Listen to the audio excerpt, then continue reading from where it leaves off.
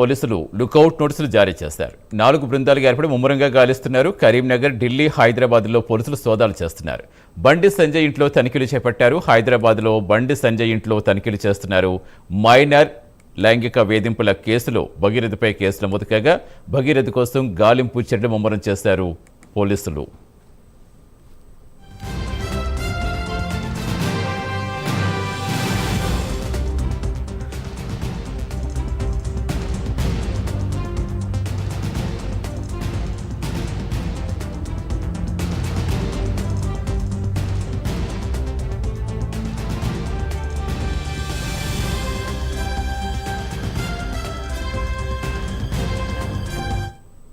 పూర్తి సమాచారం ఇచ్చేందుకు మా కరెస్పాండెంట్ కుమార్ జనతన్ కుమార్ ఇప్పటికే చాలా ముమ్మరంగా గాలింపులు చేపడుతున్నారు పోలీసులు. కరీంనగర్, ఢిల్లీ, హైదరాబాద్ అన్ని చోట్ల కూడా సోదాలు చేస్తున్నట్టు చెప్తున్నారు.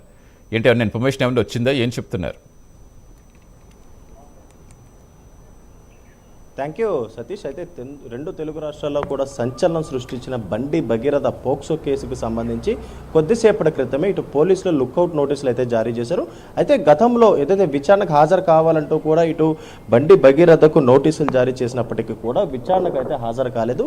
అయితే నిన్న కోర్టులో కూడా దీనికి సంబంధించి వాదనలు కూడా వినిపించడం జరిగింది. అయితే ఇటు ముందస్తు బెయిల్కి సంబంధించి ఇటు న్యాయవాది కూడా ఏదైతే వెకేషన్ డే రోజున తీర్పిస్తానంటూ చెప్పడంతో కూడా ప్రస్తుతం పోలీసులు ముమ్మరంగా గాలింపు చర్యలు చేపట్టారు. అయితే ఇప్పటికే మే 8వ తారీఖున ఇది పోక్సో కేసుకు సంబంధించి కేసు నమోదైంది. అయితే అప్పటి నుంచి కూడా బండి భగీరథ అబ్స్కాండ్లో ఉన్నారు. అయితే అతనిని పట్టుకునేందుకు పోలీసులు ప్రత్యేక బృందాలు ఏర్పాటు చేశారు. సుమారు 4 బృందాలతోని ఈరోజు ఉదయం నుంచి కూడా పోలీసులు గాలింపు చర్యలు అయితే చేపడుతున్నారు. అయితే ముఖ్యంగా చూసుకున్నట్టయితే ఇటు బండి భగీరథకు సంబంధించి అంటే అతను ఎక్కడెక్కడ ఉంటున్నాడు అంటే లాస్ట్ ఫోన్ సిగ్నల్స్ ఆధారంగా కూడా ప్రస్తుతం ఈ సోదాలు అయితే కొనసాగిస్తున్నారు.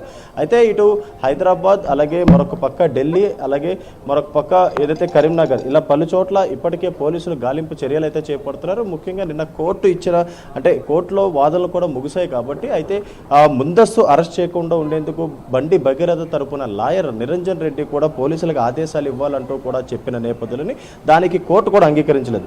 ఈ నేపథ్యంలోనే ప్రస్తుతం ఏదైతే బండి భగీరథకు సంబంధించి ఏదైతే పోలీసులు గాలింపు చర్యలు చేపట్టారు. అయితే ముఖ్యంగా హైదరాబాద్లోని పేట్ బషీరాబాద్ పోలీస్ స్టేషన్ పరిధిలో మైనర్ బాలిక తల్లి ఫిర్యాదు మేరకు ఈ కేసు నమోదైంది.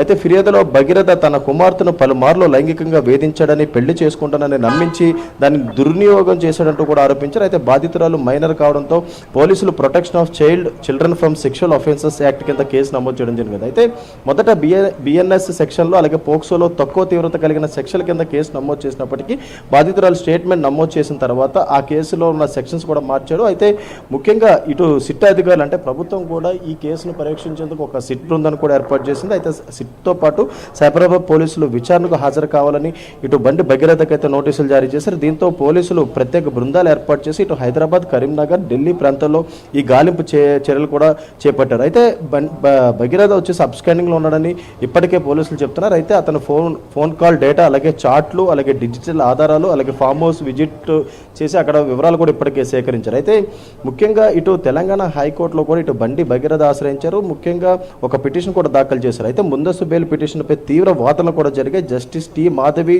దేవి బెంచ్ ఎదుట జరిగిన విచారణ నిన్న రాత్రి ఆలస్యంగా దాదాపు అర్ధరాత్రి వరకు కొనసాగింది. అయితే దీనికి సంబంధించి సీనియర్ అడ్వకేట్ నిరంజన్ రెడ్డి వాదించారు. ఇటు పోక్సో చట్టం వర్తించదని, బాధితురాలు వయసుపై సందేహాలు ఉన్నాయని, అలాగే ఆలస్యంగా ఫిర్యాదు చేశారని, అలాగే మొదటి ఫిర్యాదులో తీవ్రమైన ఆరోపణలు లేవని వాదించారు. అలాగే భగీరథ విచారణకు సహకరిస్తాడని, అరెస్టు చేస్తే బెయిల్ పిటిషన్ ఏదైతే ఇవ్వాలంటూ కూడా వాదనలు అయితే వినిపించారు. అయితే బాధితు తరపున పబ్లిక్ ప్రాసిక్యూటర్ కూడా చాలా తీవ్రమైన వాదనలు కూడా వినిపించడం జరిగింది.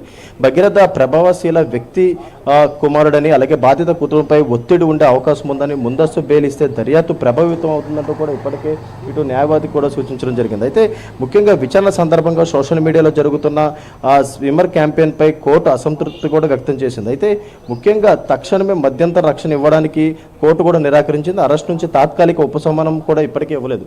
అయితే ఈ నేపథ్యంలో ఇటు పోలీసులు కూడా ముమ్మరంగా గాలింపు చర్యలు చేపట్టారు. అయితే ఇప్పటికే బండి సంజయ్ నివాసంలో కూడా కొద్దిసేపటి క్రితమే ఇటు సైబరాబాద్ పోలీసులు వచ్చి ఇక్కడ ఎంక్వైరీ కూడా చేయడం జరిగింది. అయితే ఇటు బండి భగీరథ ఏదైతే ఈ ఇంట్లో లేడంటూ కూడా ఇప్పటికే పోలీసులు నిర్ధారించుకున్నారు. కొద్దిసేపటి క్రితమే ఇక్కడ నుంచి వెళ్ళిపోవడం జరిగింది. అయితే ఇంట్లో కేవలం పని వాళ్ళు, డ్రైవర్లు ఉండడంతో కూడా ఇక్కడ బండి సంజయ్ నివాసంలో పూర్తిగా తనిఖీలు చేసి ఇక్కడ బండి భగీరథ లేనని నిర్ధారించుకున్న తర్వాత పోలీసులు పోలీసు ఇక్కడి నుంచి అయితే వెళ్ళడం జరిగింది. అయితే ఈరోజు ఖచ్చితంగా బండి భగీరథను సైబరాబాద్ పోలీసులు అరెస్ట్ చేసే అవకాశం ఉందని తెలుస్తుంది. అయితే అరెస్ట్ చేసిన తర్వాత కూడా మేడ్చల్ కోర్టు కూడా తీసుకెళ్లే అవకాశం ఉన్న నేపథ్యంలో ప్రస్తుతం 4 బృందాలతోని ఏదైతే పోలీసులు తీవ్రమైన గాలింపు చర్యలు అయితే చేపడుతున్నారనే చెప్పొచ్చు సతీష్.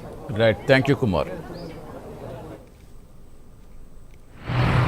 లేదు వాళ్ళ డ్రైవర్లు వాళ్ళే ఉన్నారు, ఫోటోగ్రాఫర్ వాళ్ళే ఉన్నారు. లేదు సార్ లేదు లార్గు లేదు మొత్తం చెక్ చేసి ఇప్పుడైతే ఎవరు లేరు సార్, లేరు చెక్ చేసి లేదు వాళ్ళ డ్రైవర్లు వాళ్ళే ఉన్నారు, ఫోటోగ్రాఫర్ వాళ్ళే ఉన్నారు. లేదు సార్ లేదు లార్గు లేదు మొత్తం చెక్ చేసి ఇప్పుడైతే ఎవరు లేరు సార్, లేరు చెక్ చేసి